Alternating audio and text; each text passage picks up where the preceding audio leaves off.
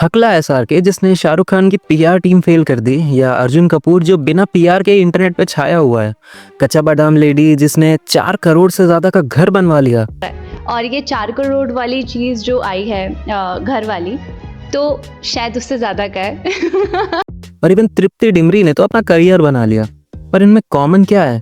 Meme culture. ये और इनके जैसे अनगिनत लोग हैं जो कभी ना कभी अचानक से मीम मटेरियल बने, और इसकी वजह से कुछ सड़क से उठकर करोड़पति बन गए और कुछ बेवजह बेवकूफ। ओवरऑल ये मीम कल्चर आज इतना पावरफुल है कि सेलिब्रिटीज, मीडिया, स्पोर्ट्स और इवन रैंडम लोगों तक की जिंदगी रातों रात बदल के रख सकता है। रानू मंडल याद है? इनका एक वीडियो इंटरनेट पे वायरल हुआ था, और बस इनकी आवाज़ लोगों को बड़ी पसंद आई। हमारे सुपरस्टार हिमेश रेशमिया जी ने इनकी रातों रात वाली पॉपुलैरिटी देख के इनको गाने ऑफर कर दिए। रातों रात रानू मंडल एक स्टेशन पर भीख मांगने वाली लेडी से एक नेशनल स्टार बन गई।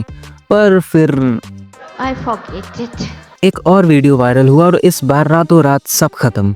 हर कोई रानू मंडल से नफरत करने लगा, वो फिर से एक मीम मटेरियल बन गई। ऐसा ही केस बाबा का ढाबा पे हुआ। बाबा रातों रात पॉपुलर हो गए, लोगों ने इनके पास भीड़ लगा दी।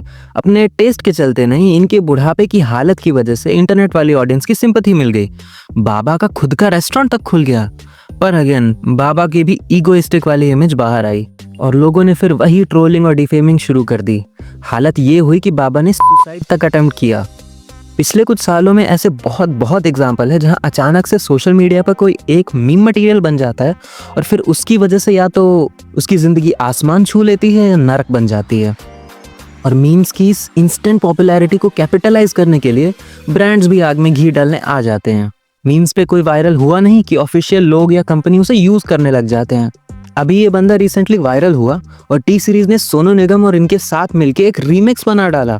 डॉली चाय वाला जो थोड़ा बहुत पॉपुलर था उसे बिल गेट्स आके मिलता है and Dolly becomes a meme material.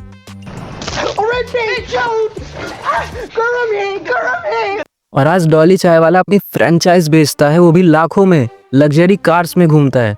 जहां पहले ब्रांड्स मार्केटिंग के लिए सेलिब्रिटीज को करोड़ों दिया करते थे, आज मीम्स और ट्रेंड्स वायरल करने पे जोर लगाते हैं। फीमेल क्रिएटर्स भी अपनी पॉपुलैरिटी के लिए इन्हीं मीम्स का सबसे ज्यादा सहारा लेती हैं। सैयारा तो याद होगी, इन्हीं मीम्स और रील्स के चलते एक नॉर्मल सी मूवी ने 400 करोड़ कमा लिए, भले ही वो पीआर रहा हो। खैर, movie promotion, political drama, celebrities, सब कुछ मीम कल्चर पर डिपेंड हो चुका है। आप अच्छी बात करो या बुरी, सही या गलत, कुछ भी रैंडम कर दो और अचानक खुद को आप एक वायरल मीम बना लोगे। और एक बार वायरल हो गए तो चीज़ें आपके हाथ में बिल्कुल नहीं रह जाती।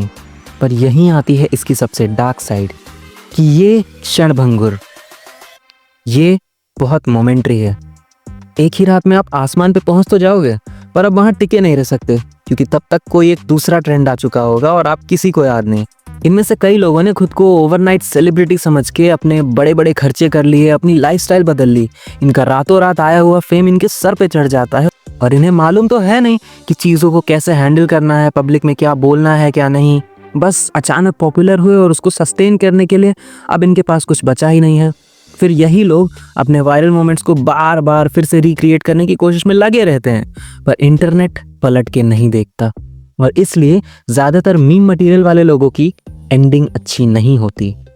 कहने का मतलब, मीम्स आज के वक्त में किसी सेलिब्रिटी, क्रिकेटर, मीडिया सब कुछ से ज़्यादा इन्फ्लुएंशियल है। इंटरनेट पर एक बार कोई ट्रेंड चल गया तो आप करोड़ों रुपए खर्च लो, वो रुकने नहीं वाला। और इससे इन इंडिविजुअल लोगों पर तो असर होता ही है। इस मीम कल्चर का हमारे ओपिनियंस पर भी अच्छा खासा असर पड़ता है। ट्रेंड फॉलो करने के चक्कर में उल्टे सीधे काम हम भी करने लग जाते हैं।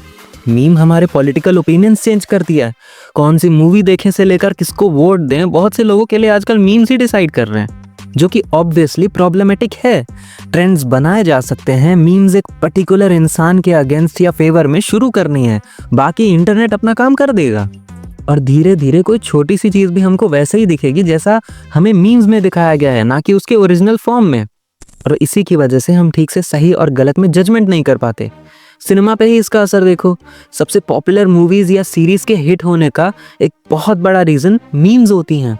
किसी मूवी या सीरीज़ का बस एक डायलॉग वायरल करना है, उसके बाद वो चाहे लेटेस्ट वेब सीरीज़ हो या 10 साल पुरानी फिल्म, अचानक पूरा इंटरनेट उसका फ्री में प्रमोशन करने लग जाता है।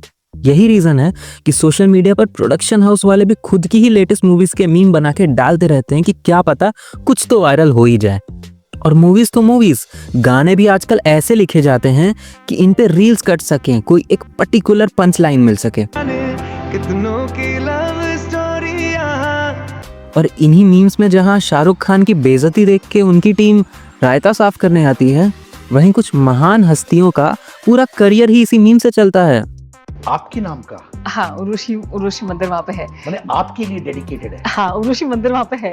इनको पता है ये जितनी उल्टी सीधी बातें करें, जितनी उल्टी सीधी हरकतें करें, उतना ही रेलेवेंट रहने वाले हैं, क्योंकि इनके पास उससे ज़्यादा कुछ ऑफर करने को रहता नहीं है।